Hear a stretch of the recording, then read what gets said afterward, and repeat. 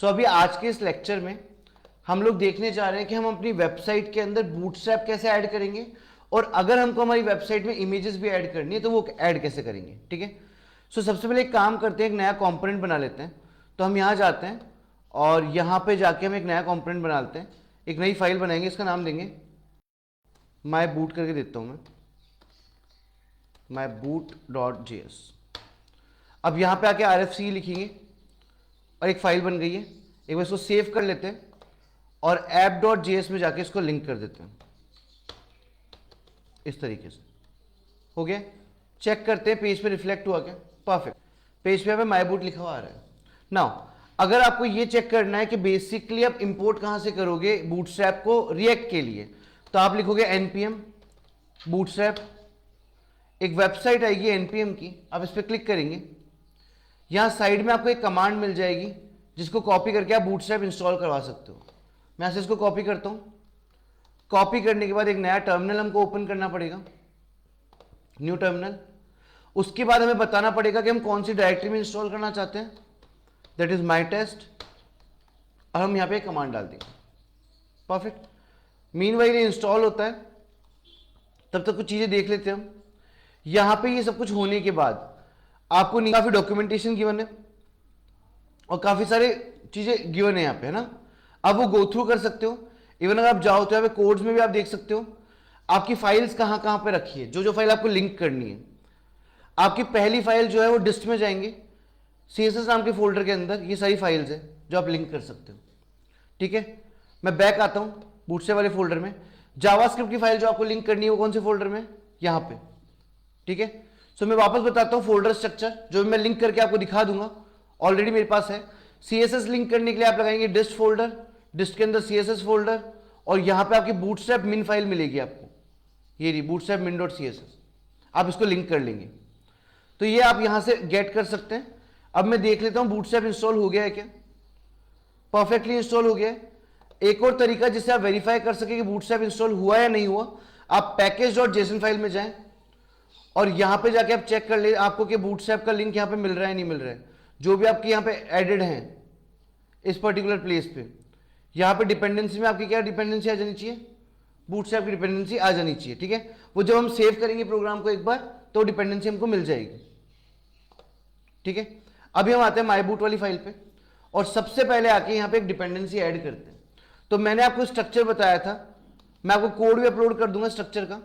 आपको अगर CSS की फाइल डालनी है तो आप पहले लोगे बूटस्ट्रैप का फोल्डर, उसके अंदर डिस्ट नाम का फोल्डर, उसमें CSS का फोल्डर, उसमें बूटस्ट्रैप min.css की फाइल है। तो मैं ये लिंक यहां से कॉपी कर लेता हूं, कॉपी करके और मैं डाल देता हूं यहां पे। उसके बाद अगला फोल्डर होता है जावास्क्रिप्ट का। ये जो मैंने ऐड किया पे कोलैप्स, ऐसे अलग अलग चीजें ऐड करनी पड़ती है हमको। कोलैप्स हम सिर्फ मेन्यू बार के केस में ऐड करते हैं। तो अभी मैं बिना जावास्क्रिप्ट ऐड कर ही चल रहा हूं। मैंने इसको सेव किया, ये कंपाइल करेगा, कंपाइल करने के बाद जेसन फाइल में ऐड कर देगा। हम एक बार चेक कर लेते हैं कि बेसिकली हमारी जो बूटस्ट्रैप है वो प्रॉपर फंक्शनल है भी या नहीं है। हम यहां पे गए, हमने एग्जैक्टली यहां पे बनाया एक बटन और बटन पे लिखा क्लिक हियर, सेव किया। ओके, अभी सेव करने के बाद यहां पे हमें दिख रहा है कि बेसिकली ये हमको एक एरर दे रहा है, that is button is not defined. कुछ कीवर्ड्स में इसको बटन डिफाइन नहीं मिल रहा है, तो हम यहां से ये हटा देते हैं और यहां पे लिख देते हैं स्मॉल में। अगर कैपिटल में आप लिखते हो तो वो उसको कंपोनेंट मानता है, ठीक है, टैग नहीं मानता है। सेव करो, आपका सक्सेसफुली रन होगा। एक बटन यहां पे आ रहा है। अब हम यहां पे कुछ क्लासेस ऐड करके देखते हैं। जैसे फॉर एग्जांपल मैं यहां पे गया, क्लास नेम, मुझे कुछ क्लासेस याद है, मैंने btn ऐड किया, बिल्कुल बूटस्ट्रैप ऐड हो चुकी है, कुछ तो चेंजेस आ रहे हैं। उसके बाद मैंने अगली क्लास ऐड करी बटन प्राइमरी, सेव किया, तो ऑलरेडी मेरे इसमें बूटस्ट्रैप आ चुकी है। अगर हम क्विक बनाना चाहें नया बार, मेन्यू बार, तो हम ऐसे बना सकते हैं। हमने यहां पे एक डिव लगाया, इस डिव की आपको बूटस्ट्रैप की क्लासेस याद होनी चाहिए, उसके लिए क्लास लगाया, हमने यहां पे डाला कंटेनर, यहां पे आ गए नीचे, हमने यहां पे एक डिव दे दिया, डिव को हमने यहां पे क्लास दे दी है रो, और रो क्लास के नीचे आके हमने वापस यहां पे एक डिव लगा दिया और इसको हमने नाम दे दिया call. Class name call, call, और यहां पे हम लिख देते हैं होम। अब ये वाला जो डिव है कॉलम वाला, इसको मैं मल्टीपल टाइम्स कॉपी पेस्ट कर देता हूं, सेव करता हूं और चेक करता हूं बराबर स्प्लिट में होम लिखा आ रहा है। अब यहां पे एक काम और करते हैं, यहां पे जाके और मैं कुछ कलर देता हूं, जैसे मैंने दे दिया बीजी प्राइमरी। इसी कलर को कॉपी करते हैं यहां से और पेस्ट करते हैं पर्टिकुलर इस प्लेस पे, सेव करते हैं और चेक करते हैं। परफेक्ट, 4 बटन बन रहे हैं। अब अगर इनका टेक्स्ट अलाइनमेंट सेंटर करना है तो मैं लिखता हूं टेक्स्ट सेंटर, और इसी क्लास को मैं ऐड कर दूंगा बाकी सब में भी।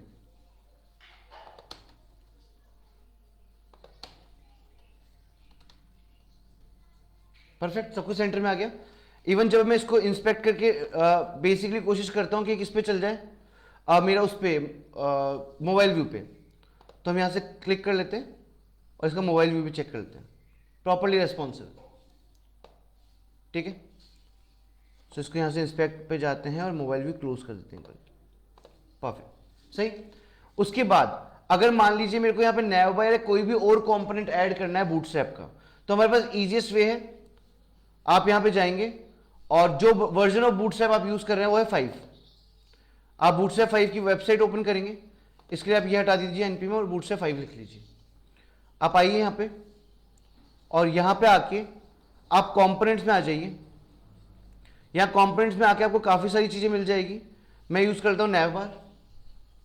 नैवबार पे जाके बेसिकली मुझे कुछ नैवबार मिल जाने चाहिए यहां पे, वो देख लेता हूं मैं कि मुझे कैसे चाहिए। ये तो कुछ ढंग के नहीं है, प्रॉपर नैवबार देखते हैं। पर ये रहा, परफेक्ट। यहाँ पे आए, ओके, और हम ले लेते हैं पहला वाला ले लेते हैं। ये आया कोड, मैंने कॉपी किया। कॉपी करने के बाद इस पर्टिकुलर चीज़ को जो मैंने लगाई थी यहाँ पे रो वगैरह, वो सब कुछ मैं हटा देता हूँ। पहले देखता हूँ डिव टू डिव स्ट्रक्चर यहीं पे, ये मैंने हटा दिया, मैंने पेस्ट कर दिया। सही, डॉक्यूमेंट को फॉर्मेट करवा लिया। और ऑब्वियसली इस कोड के अंदर कुछ तो मिस्टेक्स है, वो देख लेते हैं। यहाँ पे इनपुट आ रहा है कुछ, इसको प्रॉपरली क्लोज करना पड़ेगा इस तरीके से, तो एरर चली जाए। और सेकंड एरर एक और आ रही होगी यहाँ पे, HR टैग, इसको भी प्रॉपरली क्लोज करना पड़ेगा क्योंकि रिएक्ट बिना क्लोज किए नहीं लेता है। उसके बाद हम जाते हैं वेब पेज पे, यहाँ हमारा मेन्यू बार आ रहा है, राइट क्लिक करते हैं, इंस्पेक्ट करते हैं और इसको मोबाइल व्यू पे ले जाते हैं। यहाँ पे एक बटन आ रहा है, पर ये बटन क्लिक पे काम नहीं करेगा क्योंकि इसके लिए आपको जावास्क्रिप्ट ऐड करनी पड़ेगी। उसका लिंक है ये वाला, हम ये लिंक यहाँ से कॉपी कर लेते हैं और कॉपी करके हम डाल देते हैं इसको हमारे वेब पेज पे, React.js के पेज पे। यहाँ पे आते हैं, ऐड कर देते हैं, सेव करते हैं, रिफ्रेश करते हैं, प्रॉपरली वर्किंग है।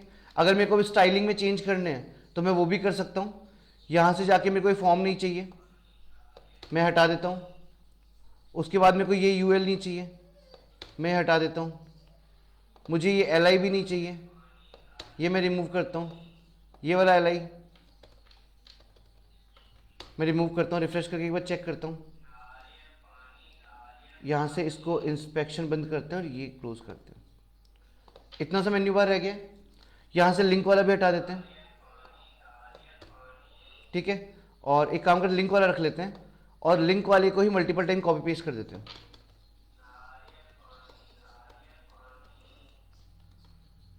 यह मेन्यू बार से प्रेजेंट हो रहा है।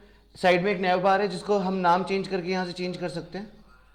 जो भी आपको नाम रखना है वेबसाइट का, आप वो नाम रख दो। हो गया। उसके बाद आप जाओ और यहाँ पे आपको एक क्लास मिलेगी MEO2। इस क्लास को आप कर दो MS Auto, margin start auto, मतलब सारा जो गैप है वो उस साइड में हो, आपका मेन्यू बार उस साइड आ जाएगा। परफेक्ट, प्रॉपरली रेस्पॉन्सिव है, नैव बार बन चुका है। अगर ऐसे ही मान लीजिए आपने नैव बार बना लिया है और इसका अब आप एंडिंग डिव देख लीजिए, कहाँ पर है आपका, ये कंटेनर डिव आपका यहाँ एंड हो रहा है। इसके बाद अपन यहाँ पे आते हैं, एक नया डिव बना लेते हैं, इसमें डाल देते हैं एक H1 आके यहाँ पे और यहाँ पे लिख देते हैं कार्ड्स करके, कुछ भी आ रहा है। अब इस कार्ड्स के अंदर वापस यहाँ जाते हैं और एक डिव लगा लेते हैं, लगा लिया। डिव लगाने के बाद हम एक इमेज ऐड करने की कोशिश कर रहे हैं। तो बेसिकली मैं क्या करने वाला हूं, सबसे पहले इमेज के लिए स्टेप्स है जो कि मैंने नोट्स में डाल दिए हैं आपके लिए, कि आप जो इमेज डालेंगे वो इमेज आप ऐड करेंगे पब्लिक फोल्डर के अंदर। ठीक है, तो आप जाएंगे अपने पब्लिक फोल्डर में और इस पब्लिक फोल्डर के अंदर जाके नया फोल्डर बनाएंगे जिसका नाम रखेंगे आप इमेजेस, इसी नाम से रखना है आपको।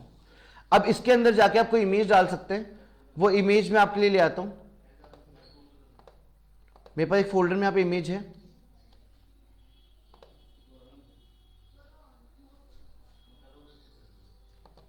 मैं यहां से इस इमेज को कॉपी करता हूं और कॉपी करके हम डाल लेते हैं इसको माई टेस्ट में। आ गई blog1.jpg नाम से। अब कुछ नहीं करना, आपको यहां आना है डिव के अंदर, आपको यहां पे आके एक टैग लगा देना है,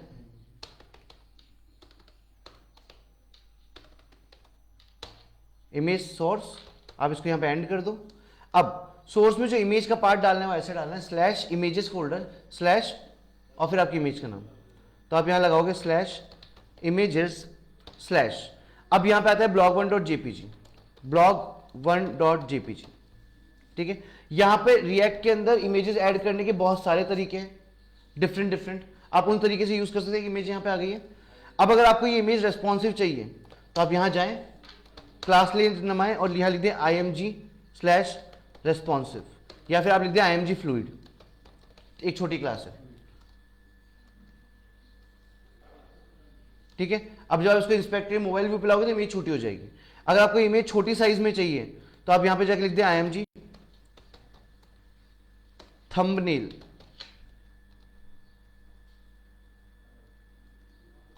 ठीक है, अभी जो साइज थी वो छोटी हुई नहीं है क्योंकि इसके सराउंडिंग कोई डिव नहीं है जिसकी विड्थ वगैरह सेट की हो, नहीं तो उस डिव की साइज को अडेप्ट कर लेता है।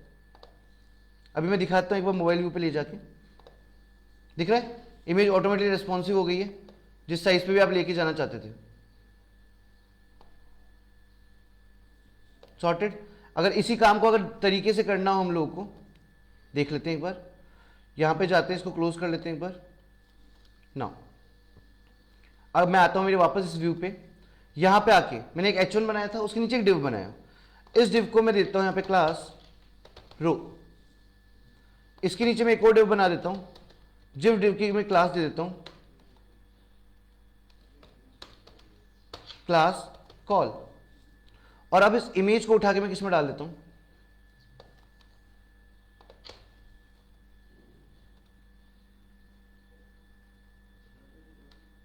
ठीक है।